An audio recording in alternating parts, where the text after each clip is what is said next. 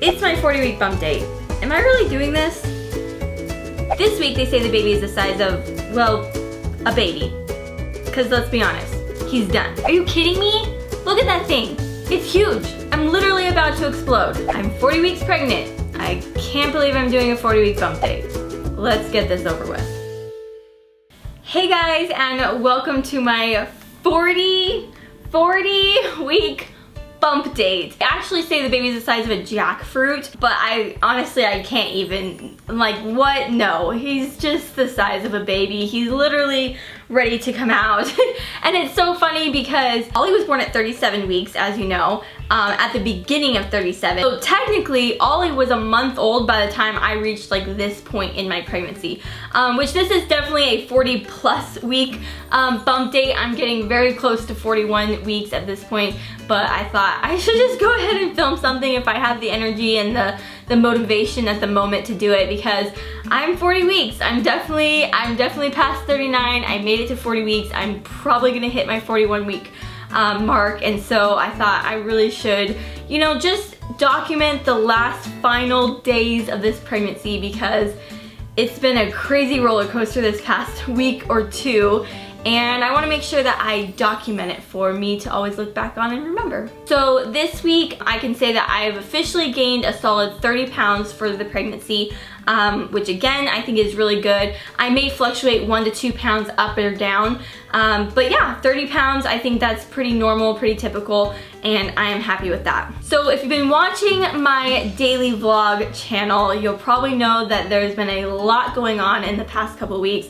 You probably know a lot, but yet I'm also gonna talk a little bit more in detail about things, because I feel like sometimes I can't always express how I'm feeling or what's really going on in the daily vlogs, because it's, you know, it's a pretty short video and it's not always possible to do so. So I'm gonna start back at when I went to Disneyland. I was 39 weeks pregnant. So we went to Disneyland. We actually went pretty late in the day, and I was probably there for 2 hours tops. We got there and we parked really far away, which I think was part of the problem. We had lunch halfway through, but we had to walk all the way to Disneyland, which was kind of a far walk.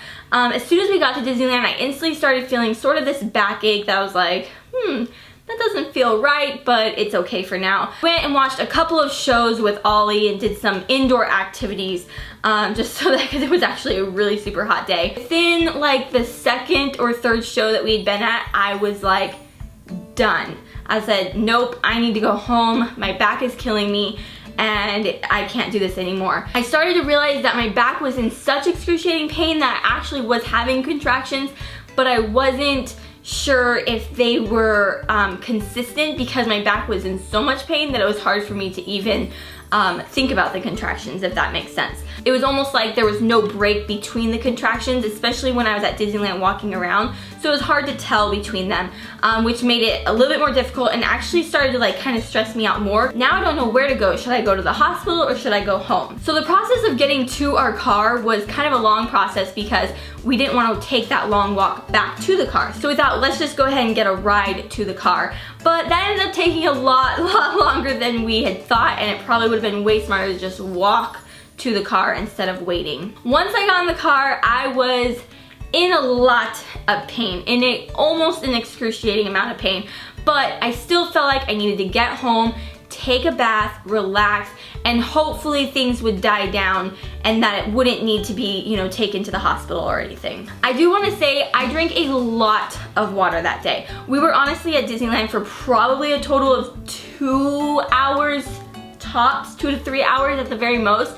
And I drank, like, my dad brought like tons of water bottles and I literally drank like all of them. So I felt confident that I wasn't dehydrated or anything, but yet the pain was so bad. So once I got home, I really tried to relax. I took a bath and things were not slowing down. I was able to start really timing my contractions and they seemed really close together. And at this point I started to get scared. I wasn't sure if, you know, I needed to go to the hospital. I wasn't sure if he was handling these contractions, if these contractions were even, you know, right. I mean, I don't know. I was just so confused and honestly so scared that at this point I was like, get me to the hospital and we'll go from there. Once they got me to the hospital, oh man, I would thought I was in full-blown labor. I was in such excruciating pain and the contractions were strong, the back labor was strong. I think his position was just really, really terrible and what was like making him so bad. And so when they hooked me up to the monitor, they did confirm that my contractions were coming like every 2 to 4 minutes at that point. But we were at the hospital for a couple hours and almost zero change had been made while there.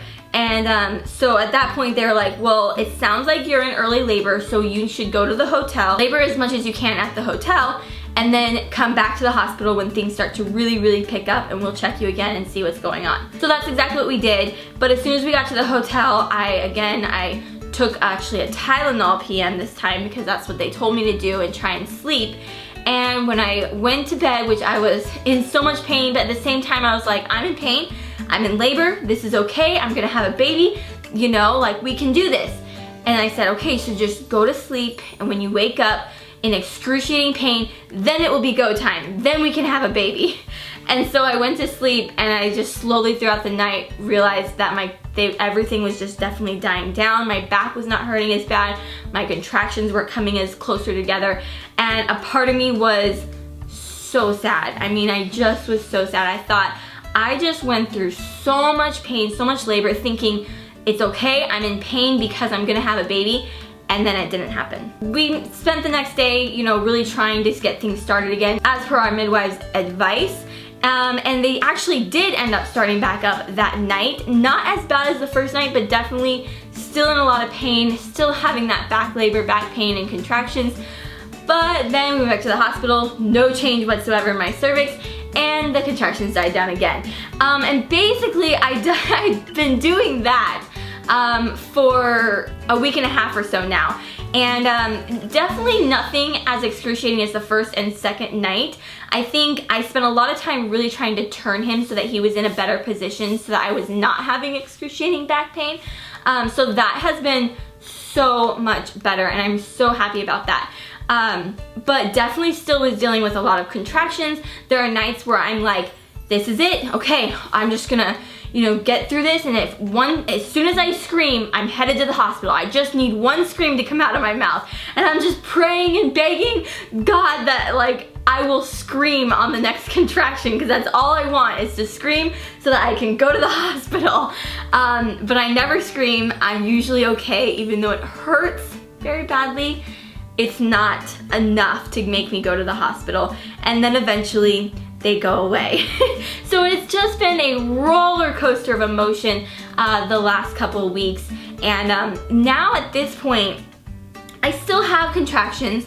They're very mild, very non-painful, but they're there, and sometimes they really get my hopes up, and sometimes I think this is it, I'm gonna have a baby, and then they go away, and it's just, it kind of is mentally exhausting. They did finally basically say that I am in prodromal labor, which basically means you have all the same labor type of symptoms, but nothing is happening to my cervix.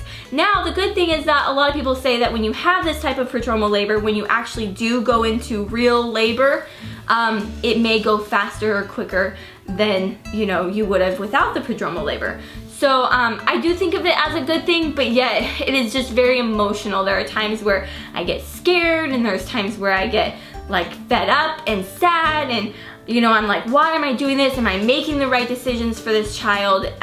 You know, because honestly in the end, it is all about Finn and what is best for him. And I can put up with pain as long as he's okay, but I'm constantly like, is he okay? Is he doing all right in there? Is he moving? And I know that can be sometimes hard to understand because he is in a great little place. He's in my womb and he is happy and safe in there. But I've explained this before in our daily vlog, but you know, bad things have happened to basically all my children while being inside my body. So I'm trying so hard to believe that my body can do this and that my body is taking care of him. But at the same time, I am just watching him and just so scared that something bad is gonna happen, because something bad has always happened. I really believe that at some point something was going to happen and it was gonna end up like the same situation as Ollie. And so here I am, I'm close to 41 weeks, and I'm just racking myself, just hoping that he stays moving and hoping that everything stays good. And I'm kind of expecting something bad to happen, and I'm trying not to, but it's hard. It's definitely really hard when you have sort of a past like mine.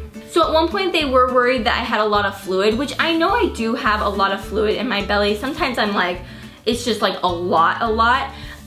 But they did check it officially and they said it looked pretty normal. So I'm really happy about that. I really didn't want anything to be a problem. Like if there was a high fluid, what would be the reason, if it would have to do with him and if something was wrong or something.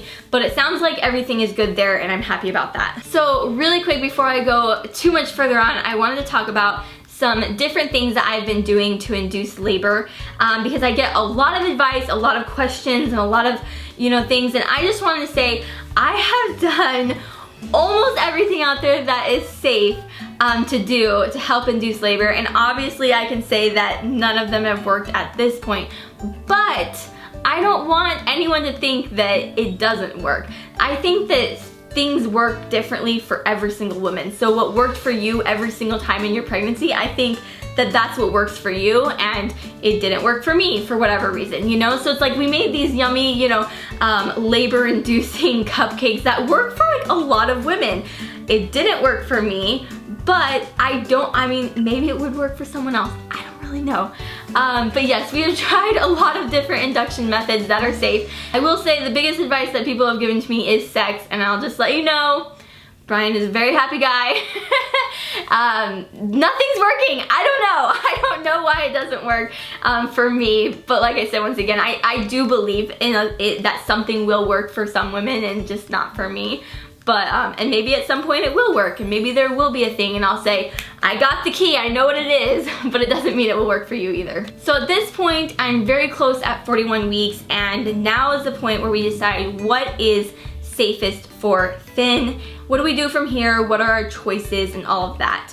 I'm trying to go as natural as possible, meaning let my body go into labor on its own. That's the easiest on Finn, it's the easiest on my body. It's also what's smartest when trying for a VBAC. Because I had a cesarean before, I do have to be really careful on my choices because I don't know, there's just more risks and stuff like that. So the longer we give my body to try and go into labor naturally, the better. But as we get closer to 42 weeks, I definitely get more nervous, my doctors are getting more nervous, and they don't really want me to go too far past 41. So I know that this will probably be my last bump date. I probably won't go too many days past 41, and at that point they are wanting to induce me. I did talk about whether or not a cesarean was smarter before induction, but since then I've talked to my midwives and doctors, and they feel very confident that induction is the better choice before a cesarean. So we are gonna do an induction if we get to that point. I hope it doesn't get to that point, I really do. But if it does, I will know that that's what was best at that point. And then if at that point, the next safest choice is a cesarean, then that will be what's the next safest choice, and that's the choice that we'll have to make. We're taking everything into consideration. We just want what's best for Finn. Yes, I can say I'm miserable. I'm done being pregnant. I just want to have a baby. I don't care about all these other little things. But in the end, it's not about me. It's not about how I give birth or anything like that. It's about Finn, and this is what's safest for him right now. And so I wanted to also clarify that I in no way think that, induction is not a safe choice or anything. I think a lot of women do it for a lot of different reasons, whether they need to do it because of mentally or for physical or anything like that. I think that that's what you need to do. But with me being a VBAC especially, I cannot go with an induction at this point. Nor do I want one right now. We have to get past 41, we have to get a little bit further along, give my body just a little bit more time. But once we get to that point, we'll know, and then that will be what we have to do. So at this point, I'm just hoping and praying that my body will figure out what to do with these contractions and be like, oh yeah, okay, yeah, so during the contractions, I'm supposed to also help your cervix dilate. Smart thinking. Hopefully that happens really soon, and I think my body can do it. I do. I don't know, I also have a lot of, just fears as far as him being in here. I'm just like, I can take better care of you if you're out, just come out. So I hope he comes out soon. I can't wait to meet this little guy. There's so much anxiety. I feel like I spent a lot of my pregnancy so worried about when he does come out, how I'm going to take care of Finley and make sure I still give Ollie that love and attention that he deserves. And I spent a lot of that time, you know, stressing about that, and now it's like, I can do this. Just give me the baby, please. So at this point, we're not giving up. We're gonna keep fighting through. We got this, you got this. I know you guys are very anxious and very just ready to see this baby. Obviously, I am too. We can get through this. We only have a few more days. And honestly, my spirits have been lifted a lot more in the past couple of days. I feel like either way, I'm gonna meet this baby very soon. Whether it is in the next day or so or in the next week, I don't really know, but I know it is very, very soon. All right, I'm gonna go ahead and show you the bump. All right, here is the 40-week bump from the front and side. You guys, I don't know why it's lopsided. I do think it's because of well, first of all, I think it's because of the ball. Sometimes when I sit on the ball, it like kind of gets in a weird position, but I also think it's because of all the fluid in my belly. There is a slight bulge up here, and she was saying like that's all fluid. Like it's just like, it's almost like a balloon when you squeeze a balloon and it just like bulges up the top. That's what that is. And from the side, and the other side, it's so big, I know. And then as far as my stretch marks, I just have those ones right here. Ooh, they itch so bad I can't even touch them. And then there might be some stretch marks coming in right here. If you can see these little bumps right here. Ollie scratched me a bunch the other day, which we actually vlogged about it. And now I feel like they're turning into stretch marks, if you can tell. Let me know if you think they're stretch marks or not. Hopefully they don't get too much bigger, but my belly is just, whoo, look at it. It's just like, I'm done. I'm done. All right, guys, that is all for this bump date. I would love to hear your guys' birth stories down below. I have been reading so many birth stories over the past, you know, week or two that I'm so like, there's so many different ways to labor and give birth. It's the craziest thing ever, but I love reading them. So let me know your birth story down below. This video a thumbs up if you enjoyed it, and I'll see you guys in my next video, hopefully with Finley. Bye. Type massage to help induce labor. There are little like pinpoints in your body that kind of are supposed to sort of help the baby drop into position and possibly even induce labor. I do have a cousin that it did work for, and she kind of swears by it. So I am gonna be going down and I'm doing like a little foot massage, and they kind of like massage your feet and they do a little pressure, they press the little pressure points